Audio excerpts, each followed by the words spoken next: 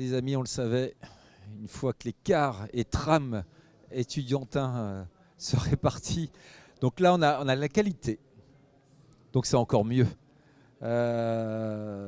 Pour terminer cette journée sur une thématique qui est plus qu'importante, puisque c'est se former pour réussir la reprise d'une entreprise dans l'industrie.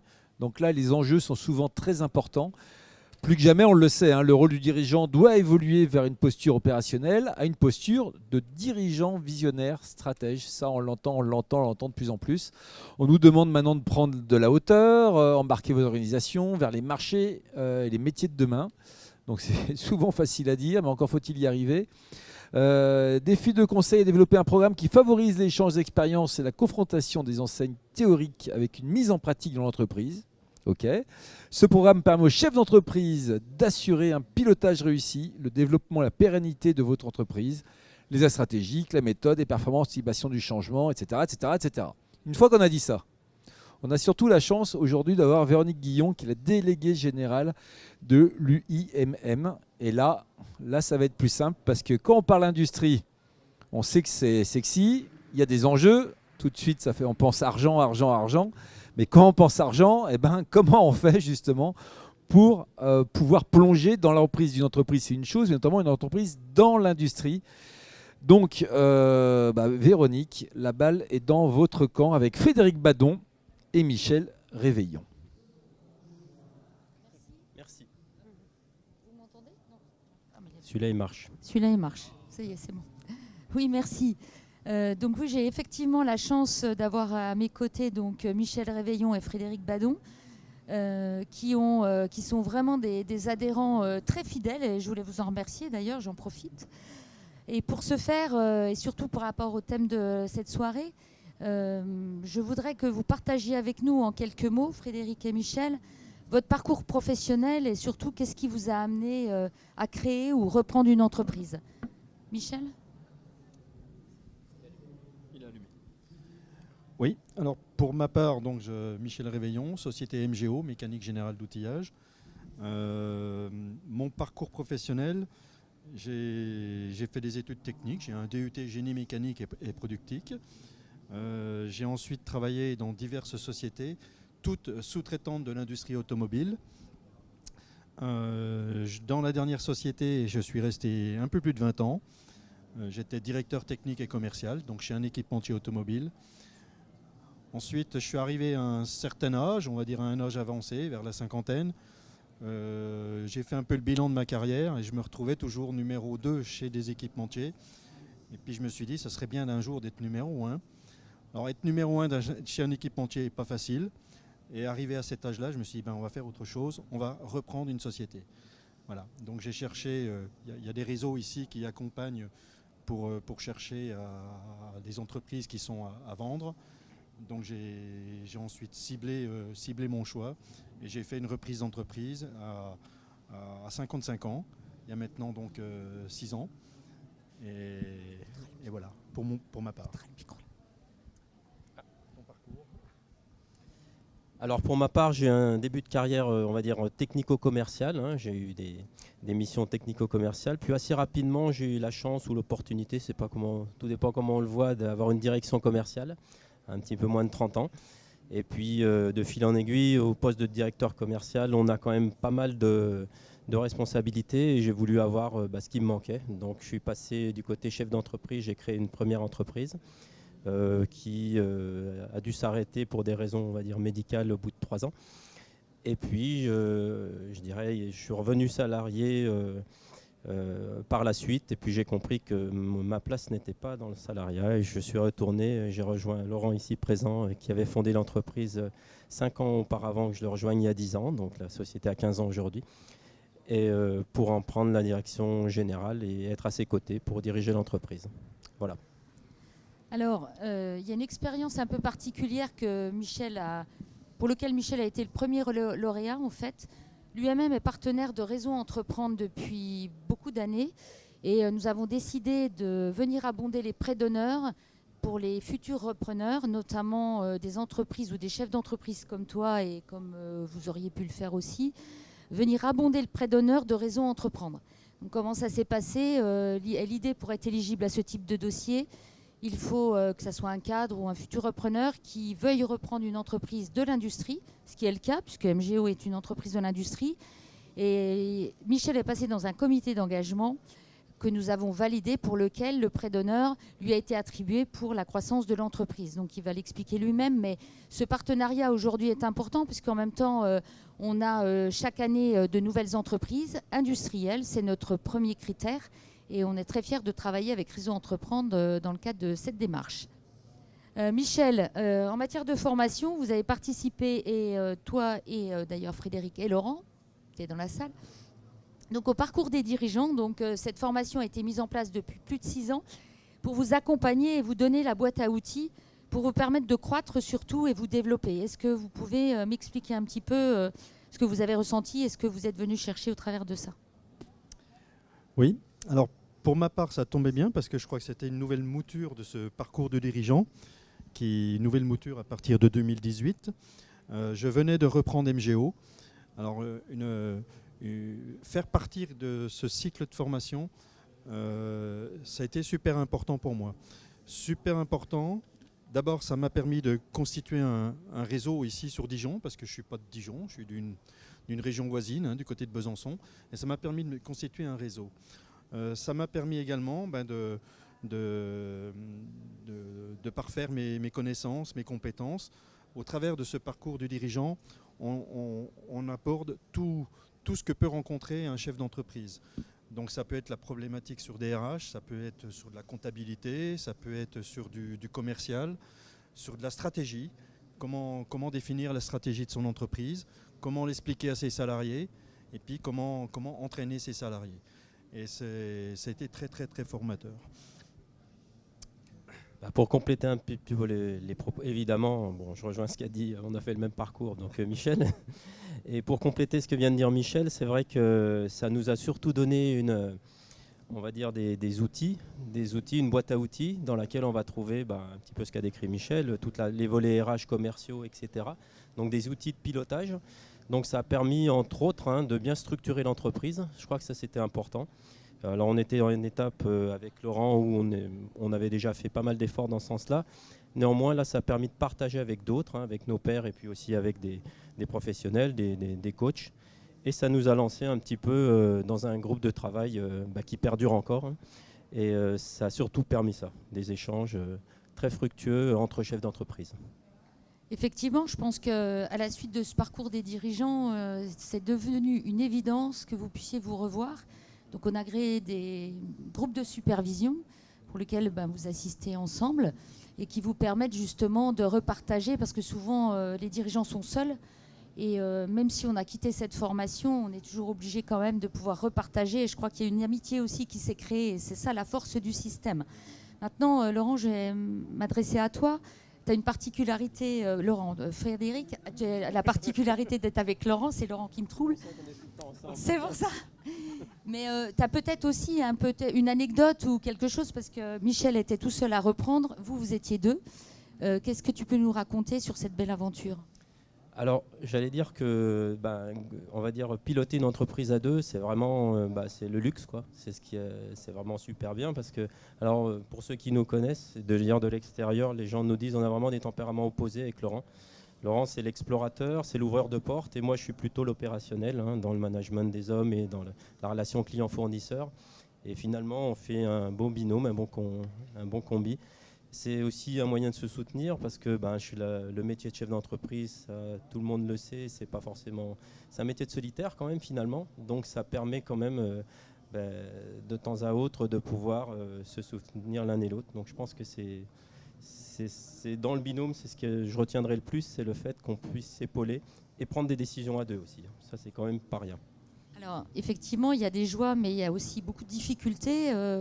En fait, quelles sont les principales difficultés que vous avez rencontrées tous les deux, pour le coup, depuis cette création ? Il y a eu plus de joie, mais bon, dans les difficultés, on a eu des difficultés liées à la croissance, parce que c'est vrai que tout récemment, pour ne pas le cacher, en 2023-2024, notre croissance nous a demandé, alors je vais rentrer dans des termes un tout petit peu techniques, mais d'avoir du BFR, c'est-à-dire de l'argent, du cash, de l'argent qui nous permet de fonctionner, de la trésorerie tout simplement.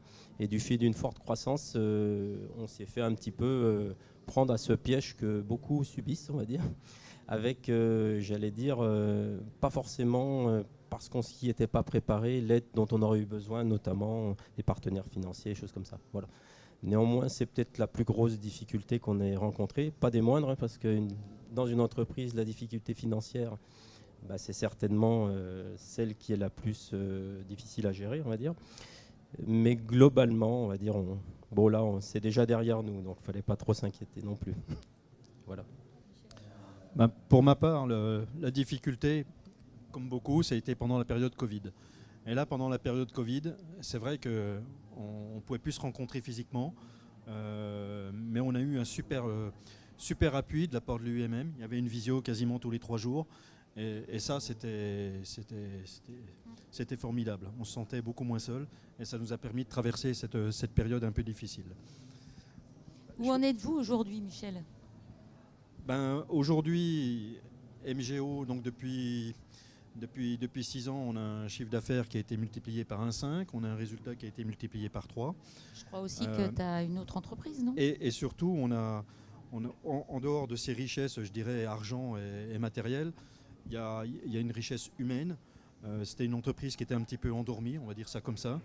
Et on a apporté beaucoup d'humains dans cette entreprise, beaucoup de social aussi. Et grâce à l'appui de l'UMM qui nous a donné des outils pour cela. Véronique, si tu permets, parce que je vois qu'Arnaud est arrivé, là, Arnaud Garvel, directeur de Réseau Entreprendre. Il n'a pas entendu sur Réseau Entreprendre. Il n'a pas entendu ce que disait Véronique tout à l'heure, que Véronique expliquait que j'avais été le premier à bénéficier de l'accord qu'il y avait entre l'UMM et puis Réseau Entreprendre, avec non seulement un prêt d'honneur qui a été un de Réseau Entreprendre et puis un de UMM, ça m'a beaucoup aidé. Mais au-delà de cela, il y a les valeurs qui sont apportées par les 2 organisations. Voilà. J'ai profité pendant 2 ans de toutes les valeurs apportées par Réseau Entreprendre, au niveau des valeurs humaines, au niveau du partage. Et ça a été pareil avec l'UMM. Et ça a été du bonheur pour moi, ça. Voilà. Et maintenant, j'assiste à des comités d'engagement à Réseau Entreprendre. Frédéric ? Alors, où en êtes-vous aujourd'hui ? Où on en est, nous aujourd'hui on a une société, alors on a un groupe, on a monté un groupe en 2021. Donc aujourd'hui l'entreprise c'est plusieurs filiales. On a fait le choix de grossir par l'extérieur, c'est-à-dire de garder notre cœur de métier qui est la machine spéciale, mais surtout l'ingénierie. Donc on a capitalisé et on garde cette partie ingénierie et on est en train d'en accroître sur l'extérieur. Alors sur les 3 sociétés phares on va dire, l'ingénierie a beaucoup progressé en termes de, on parle beaucoup d'IA, donc en termes de technique, technologiquement, nos gens chez nous, on a la chance d'avoir eu très peu de départs en 15 ans, donc ils ont encore progressé. Ça, c'est pour l'aspect ingénierie. On a signé un gros marché sur la filiale énergie qui va nous occuper jusqu'en 2028. Donc voilà, ça nous laisse de quoi voir venir. Et puis on a des projets ambitieux sur la partie RDPI Biotech, où là, effectivement, on ambitionne de créer un nouveau bioréacteur fermenteur du futur. Donc voilà, on a beaucoup de projets dans la tête et on n'a plus qu'à les mettre en œuvre, mais on va dire qu'on est sur même si la dynamique, comme l'avait dit Michel, a été un petit peu ralentie après 2020, après l'époque Covid, là, on sent un second souffle et on est plutôt dans une bonne passe. Voilà. Si vous deviez donner un conseil aux futurs entrepreneurs, d'ailleurs, il y en a un qui est juste là à l'entrée. Il peut rentrer. Michel, qu'est-ce que tu pourrais lui dire ? Vous êtes le bienvenu. Qu'il ne faut pas rester seul, qu'il faut savoir s'entourer. Il y a des réseaux pour ça. Il y a Réseau Entreprendre, on en parlait. Si vous êtes dans la métallurgie, l'UMM ne peut vous apporter que du positif. Et voilà, quoi. Il ne faut pas rester seul, ça c'est clair. Alors moi, j'ai marqué la même chose. On ne s'est pas consulté, mais... Pour dire, non, c'est vrai que je pense que c'est vraiment le conseil, parce que j'ai parlé de la solitude, on va dire, du chef d'entreprise. Ne pas rester seul, je dirais individuellement, déjà c'est important, mais intégrer des réseaux, c'est vrai qu'on a la chance ici, en local, d'avoir des réseaux très dynamiques, très bien animés, donc il faut vraiment aller vers eux, et puis être accompagné, vraiment il faut pas... Rentre il faut je racole au passage parce que bon, il faut surtout pas rester dans son coin, parce que je pense que c'est le plus gros piège du chef d'entreprise. C'est vraiment un vrai danger. Donc il faut surtout pas rester dans son coin. Et on a la chance d'avoir du monde, donc faut en profiter. Et même la vie de chef d'entreprise est courte, donc profitons-en. Tu as une question, Arnaud, non? Bien souvent, les dirigeants nous disent je viens de reprendre, donc j'ai pas le temps. Mais pour autant, moi je trouve que la formation que vous dispensez, la formation que vous avez faite pour eux, c'est une formation qui est géniale et qui vous permet de vous ouvrir vers autre chose et de gagner du temps. Et dans certains cas, on analyse le fait que beaucoup des choses sont par initiative, par réseau ou par l'autre, et pour autant, tout ça fait partie d'un truc. J'ai pas l'impression que vous ayez perdu votre temps. C'est pas une perte de temps, c'est un gain de temps. On recharge nos piles, voilà. On reprend de l'énergie, on recharge nos piles avec le club que j'avais, Réseau Entreprendre, le parcours du dirigeant, les masterclass, le groupe de supervision, on recharge nos piles. Oui, c'est important, et c'est vrai que ça a donné la naissance d'un groupe finalement. Et une fois que le groupe a été constitué, alors vraiment sur l'histoire de perdre du temps, moi j'ai quasiment raté jamais, et pourtant Dieu sait qu'on n'a pas beaucoup de temps, mais j'ai jamais raté une rencontre ensemble. Pourquoi? Parce que pendant ces groupes de supervision, co-apprenants, on va aborder un thème qui est souvent un problème, on va dire, ou une petite anomalie ou quelque chose qui est rencontré dans l'actualité d'un des chefs d'entreprise. Et on peut être sûr, alors quasiment qu'on l'a déjà rencontré ou qu'on va le rencontrer. Enfin, des fois, on n'en est pas sûr. Puis finalement, on se dit, on a bien fait de travailler le sujet parce que bim, c'est pour moi. Mais du coup, c'est vraiment intéressant. Enfin, moi, je trouve que c'est devenu un indispensable dans mon fonctionnement de chef d'entreprise. On se rencontre encore sur une fréquence d'une fois tous les 2 mois. On avait une date qui était fixée en septembre. Elle a été repoussée pour une raison matérielle. On s'est tous téléphoné pour dire mince, elle est repoussée au mois d'octobre. Parce qu'on attend toujours cette date de nous voir. Parce que comme je disais tout à l'heure, on recharge nos piles. Voilà. Et on peut peut-être aussi dire qu'on peut aussi partager des choses qu'on ne peut pas partager avec d'autres. Alors moi, encore une fois, j'ai la chance avec Laurent, on est 2, mais ce n'est pas le cas de tout le monde. Enfin, c'est d'ailleurs pas du tout la majorité des chefs d'entreprise. Et là, c'est un endroit où on est même, je dirais, sur certains points, on est même concurrent sur certains. Et ça n'empêche pas de s'ouvrir, mais complètement. Même entre concurrents, il y a zéro problème. Il y a une telle confiance que donc ça donne ça donne la pêche, mais la valeur qu'on peut y accorder. Voilà. Moi, j'ai envie de conclure, mais pas parce que Arnaud est présent aussi ce soir, mais c'est surtout la complémentarité entre Réseau et l'UMM sur le parcours des dirigeants. Et on a beaucoup échangé avec Arnaud sur le sujet. Aujourd'hui, il y a des créations d'entreprises, il y a des entreprises qui sont reprises, quel que soit le secteur d'activité, d'ailleurs à Réseau, avec des valeurs, et on le sait, que porte Réseau Entreprendre, qui ne sont pas celles d'une banque ou autre. D'ailleurs, c'est l'accompagnement. Ensuite, il y a tout un accompagnement avec des coachs. D'ailleurs, tu le fais, Michel, et bien d'autres. Voilà. Et il y a l'après, qui est la boîte à outils pour assurer la pérennité. Et voire même... En fait, même quand une entreprise est en difficulté, parce que malheureusement, on a encore des entreprises en difficulté, et puis le contexte aujourd'hui n'est pas vraiment favorable. Donc il faut vraiment qu'on soit solidaires, forts ensemble. Et je pense, c'est pas parce que je suis administratrice à Réseau, mais en même temps, je porte vraiment ces valeurs, parce que ce qu'on fait à l'UMM, c'est vraiment complémentaire. Et je trouve que quand on voit des témoignages tels que le vôtre, c'est juste génial, quoi. Ça nous donne vraiment envie de se lever tous les jours et d'aller travailler à l'UMM pour vous. Mais en tout cas, merci. Merci. Merci à vous.